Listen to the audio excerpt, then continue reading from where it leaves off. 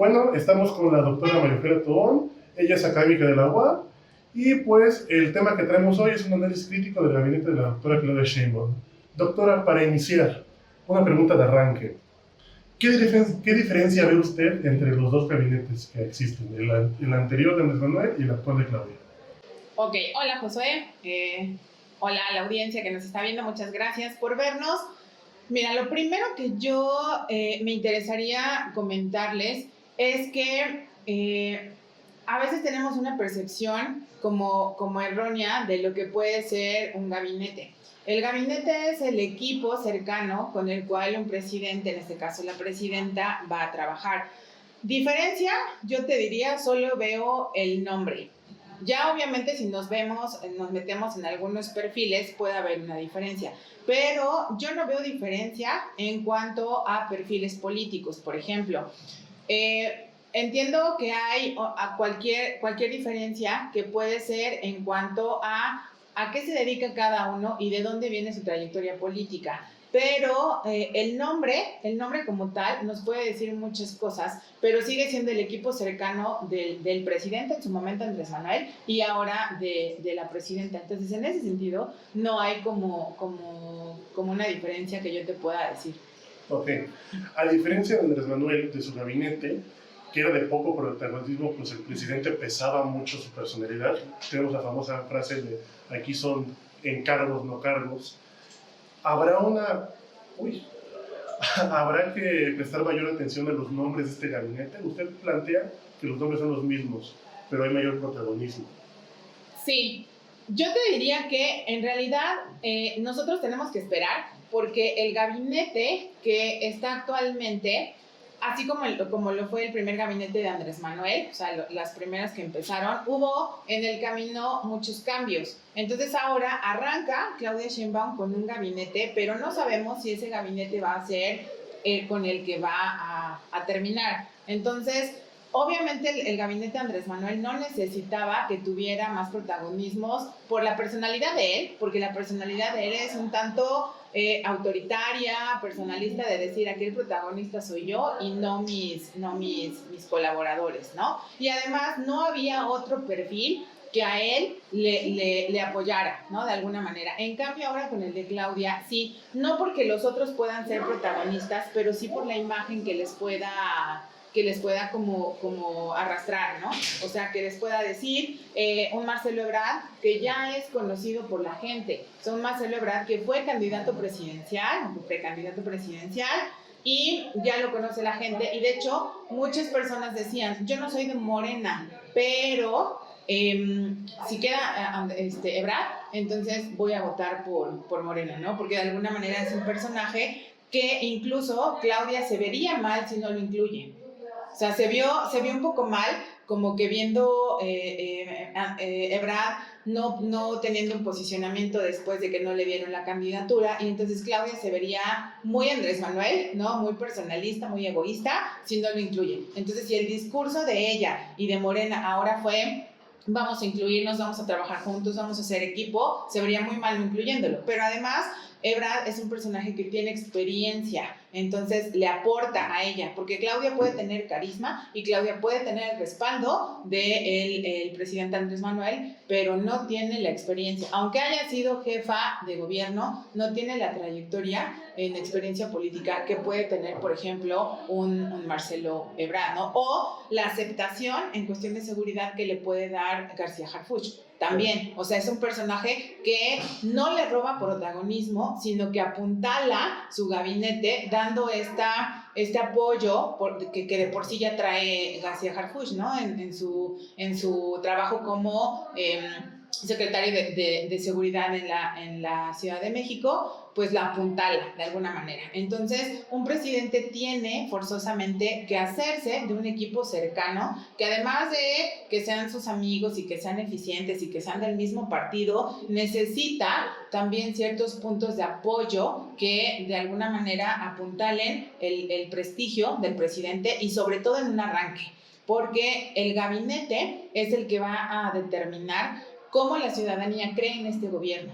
Y entonces, entre más perfiles que tengan más aceptación y más legitimidad tenga, entonces yo como presidenta y mi gobierno en general los va a tener, ¿no? Es muy grande, Andrés Manuel lo que hizo él fue como muy atípico de que él solo, por su persona, cargara toda la legitimidad que carga generalmente un gobierno, ¿no? Generalmente esta legitimidad se suele repartir. Ok.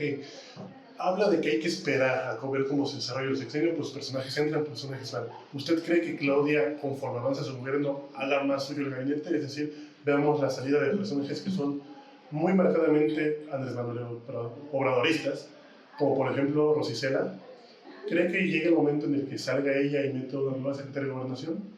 Sí, pero no necesariamente, porque si una es más apegada a Andrés Manuel y otra más apegada a Claudia, sino más bien porque depende mucho de los 100 primeros días, depende mucho de cómo haya la aceptación del Plan Nacional de Desarrollo y de los ejes y el cumplimiento que vaya teniendo. Entonces, a lo mejor puede tener un personaje que no sea eficiente en términos de gobierno y de administración pública, pero puede ser que ese personaje siga teniendo la aceptación popular. Entonces sería un error para ella y su carrera política quitarlo solo porque no es eficiente.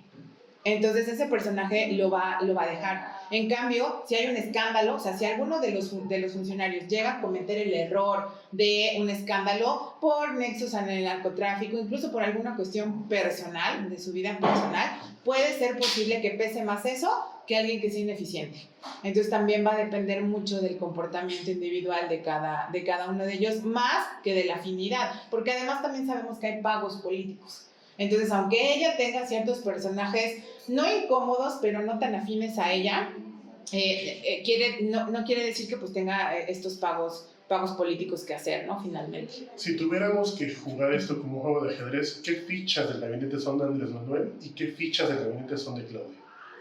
Pues mira, del gabinete de Andrés Manuel, aunque pareciera que no, es Ebrard, ¿no? Porque Ebrard ha sido el eterno compañero de alguna manera de Andrés Manuel, y de no ser por la lealtad que le demostró también Claudia, yo creo que él hubiera sido el posible candidato. Obviamente Mario Delgado, que es también súper afín al presidente, y que más bien el presidente fue el que impulsó a Mario Delgado, y no Mario Delgado como presidente de Morena fue el que impulsó a Andrés Manuel. Ese es otro personaje que también es mucho de Andrés Manuel. Rosa Isela también es. Lázaro Cárdenas Batel, por ejemplo, también es muy de la parte de Andrés Manuel.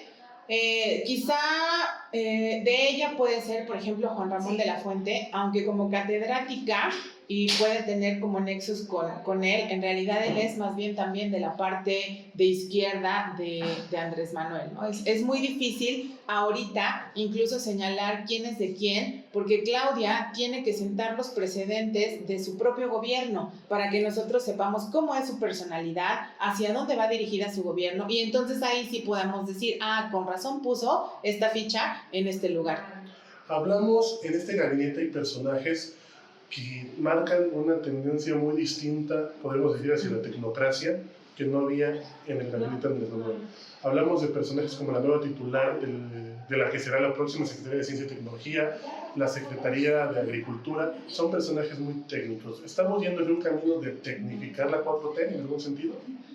Mira, lo primero que yo te diría es que hay que comentar que la tecnocracia es un término que nace incluso en el siglo XIX, no es reciente, y que se refiere no a otra cosa más que gobiernen los que son técnicos, los que son especializados o los que son preparados. Y en nuestro país empezó a ser, digamos, famosa a partir de los años 80, cuando empezó a gobernar Carlos Salinas y todos aquellos que estudiaron, sobre todo posgrados en el extranjero.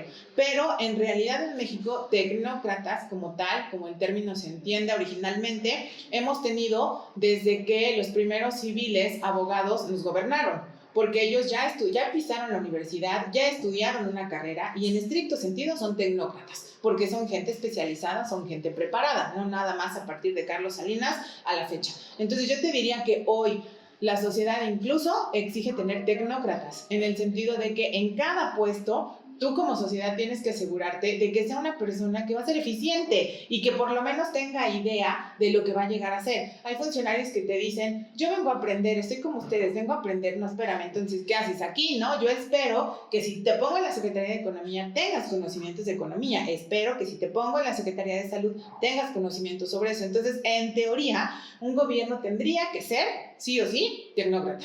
Okay. En el sentido de decir, una persona preparada y con ciertos conocimientos especializados para el puesto en el que te voy a poner. ¿El gabinete de la doctora es una fortaleza, una debilidad? ¿Es un proyecto de continuidad o es un control político meramente? Es un control político por parte del presidente saliente y del partido hacia ella. O sea, no es nada fácil tener en el gabinete al que fue el presidente del partido y que encumbró, en teoría, al partido, ¿no? O sea, no es fácil tenerlo en el gabinete porque ahí vas a tener esa lucha de egos y de poder por parte de Mario Delgado y de Claudia. Y en determinado momento no dudo que Mario Delgado le pueda decir a Claudia, no se te olvide quién te puso aquí. Yo como presidente de Morena apoyé tu candidatura y te puse aquí. Entonces ahí en ese sentido Claudia sí tiene como una deuda política con él, aunque se diga que no, y con el presidente, ¿no? Entonces ahí puede ser como una debilidad que pueda tener ahí ella. Yo la máxima debilidad que veo en su gabinete es que muchos personajes son de la administración pasada, que aunque ella los cambió de posición en el tablero, siguen siendo de la administración pasada, o siguen siendo de su administración pasada en la Ciudad de México, como el caso de García Harfuch, por ejemplo. Entonces no hay caras nuevas, que eso también puede ser de alguna manera peligroso, porque tú ya conoces los pros y los contras de cada personaje. Entonces esa puede ser una fortaleza, como les decía en un principio, porque hay personajes que la apuntalan en su legitimidad y en sus cosas positivas, pero también puede ser una debilidad porque hay personas que no son tan bien reconocidas en su reputación, por ejemplo. Es muy interesante lo que plantean. Mencionan nombres como Mario Delgado, que muchos analistas opinan que en realidad es más cercano a Claudia que a Andrés Manuel. ¿Usted opina lo contrario? Sí. En este panorama, podríamos decir que el único pieza que tiene propia Claudia es Harfuch. Sí, puede ser él, puede ser Juan Ramón de la Fuente, en el sentido de que son universitarios, tienen la experiencia de ser catedráticos. Puede ser también el caso de Alicia Bárcena, que también es como un poco más cercana a ella, pero en realidad la mayoría del gabinete se asume que es más bien como de parte de Andrés Manuel que de ella. Ahora, a los que opinan que es más cercano Delgado a Claudia, pues hoy es obvio. O sea, Mario Delgado es un tipo político súper inteligente que en su momento le convino estar con Andrés Manuel. Hoy ya ve la parte decadente un poco de Andrés Manuel como figura política. Si es que Andrés Manuel se retira, no cumple lo que dice y se retira, pero finalmente va a seguir siendo el líder moral del partido, ¿no? Entonces, obviamente le deben a él ciertos pagos, pero hoy la que manda se llama Claudia. Y hoy todo mundo se tiene que alinear a Claudia. Aunque mi corazón haya estado en algún momento con Andrés Manuel, hoy se llama Claudia. Y hoy es la mujer más poderosa del país, a la que obviamente sí o sí se tienen que alinear. Entonces coincido en la parte que dicen los analistas que en el gabinete Mario es más apegado a Claudia, por supuesto, porque es la conveniencia del momento. En su momento fue Andrés Manuel. Claudia tiene el poder en verdad. Hablamos de que se le dio el bastón de mando, el llamado bastón de mando. Mucha gente coincide que en realidad vivimos un maximato. ¿Claudia en verdad tiene poder? No. Ella como mujer puede tener, o sea, si nosotros le damos el beneficio de la duda, Claudia puede tener muchos ideales, puede tener muchos aires de cambio, y siendo la primera presidenta mujer puede tener como incluso alta expectativa sobre ella misma. Y el problema, dándole el beneficio de la duda, no creo que sea Claudia. El problema es el equipo que la rodea y lo de abajo, porque nosotros generalmente vemos al gabinete y las piezas que encabezan, pero hay una burocracia tremenda abajo. Y entonces creo que el principal rival para que Claudia pueda lograr todos los objetivos que tiene es toda esa burocracia gigantesca que puede que ni siquiera comparta ideas de la 4T, ni de Andrés Manuel ni de ella, pero que lleva 20 años o 30 años trabajando en una dependencia, no se va a sentir obviamente identificado con la 4T. Trabaja ahí porque le pagan, pero no necesariamente es, yo ahora soy fiel a la 4T, ¿no? Entonces, sí tiene el poder constitucional, puede tener el poder legítimo porque la gente votó por ella, pero a la hora de ejecutar el poder y de llevar las riendas de la administración pública, no necesariamente lo tiene. Ahí va a tener que hacer uso de habilidades de cabildeo, por ejemplo, de las piezas clave de su gabinete. Ahí yo no dudo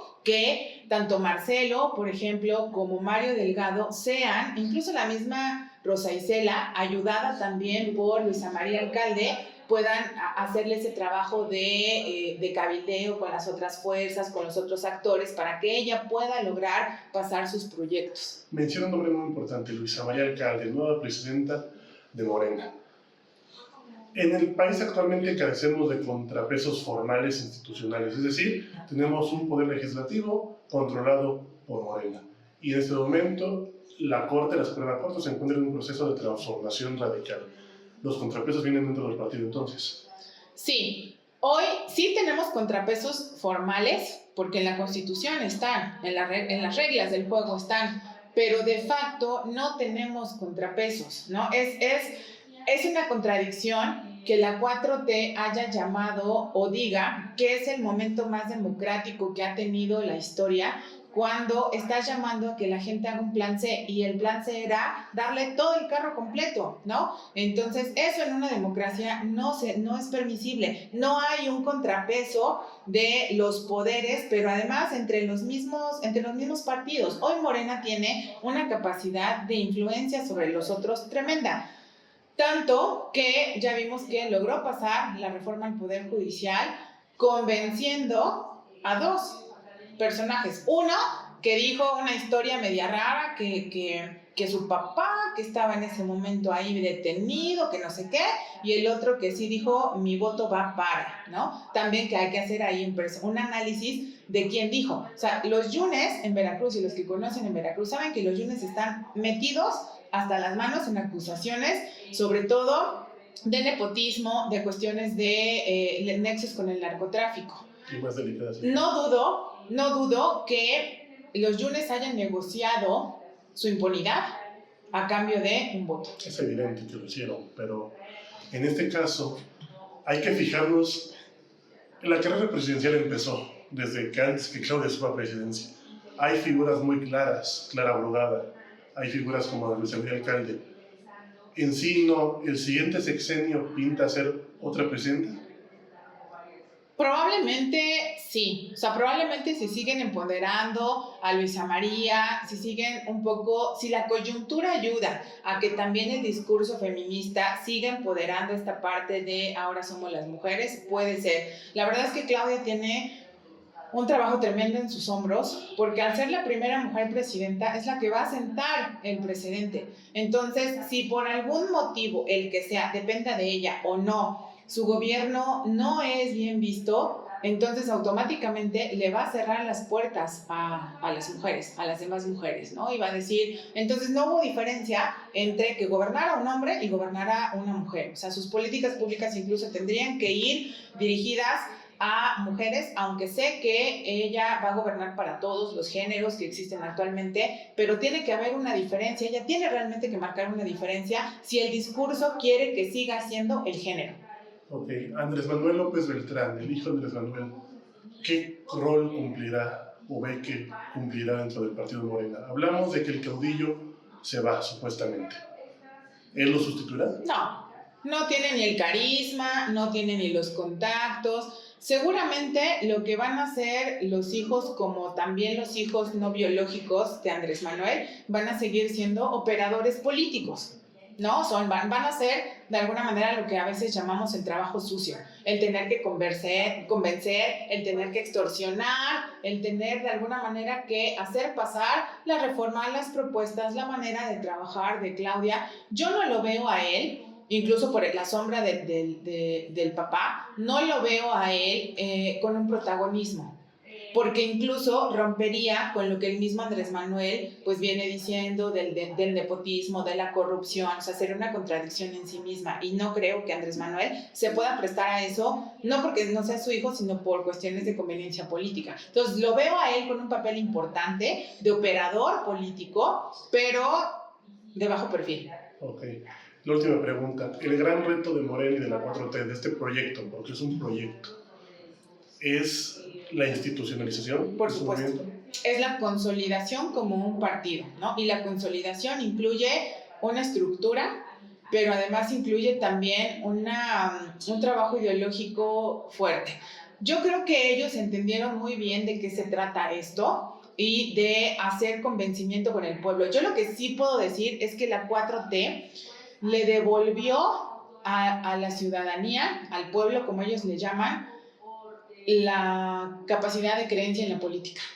O sea, hoy yo no he visto en los últimos años con los últimos presidentes, tú vas a la Ciudad de México, al Zócalo de la Ciudad de México, y encuentras ya desde llaveritos, tazas, toallas, playeras con la imagen de Andrés Manuel y ahora con la imagen de Claudia.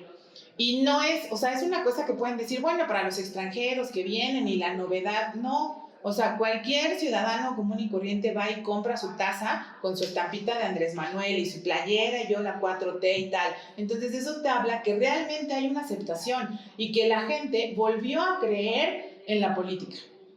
No sabemos si para bien o para mal, pero la gente de alguna manera volvió a creer en los políticos.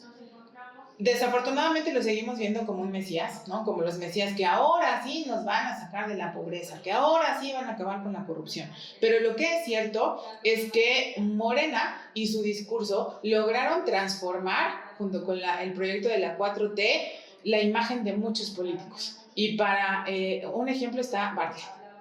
O sea, todo el mundo antes de 4T ubicábamos a Bartlett como el autor de la caída del sistema. Y como el autor y a quien Salinas le debe la presidencia.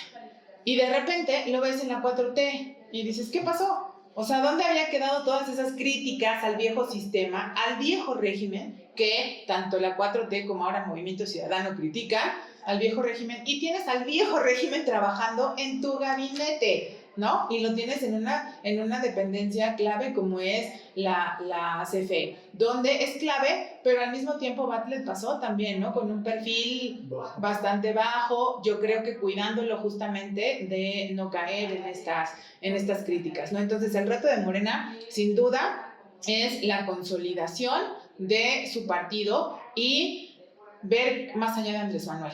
O sea, si Andrés Manuel desafortunadamente fallece, que algún día va a suceder, o realmente decide en un momento como Cuauhtémoc Cárdenas, ¿no? Retirarse como del ambiente público y tal, ver estructura que si lo logra le puede dar para 80 años o más los mismos que tuvo el PRI. Una pregunta diciendo, ¿los mexicanos estamos polarizados o politizados? Escoge entre las dos opciones. Polarizados. Sería todo, doctora. Gracias. A usted.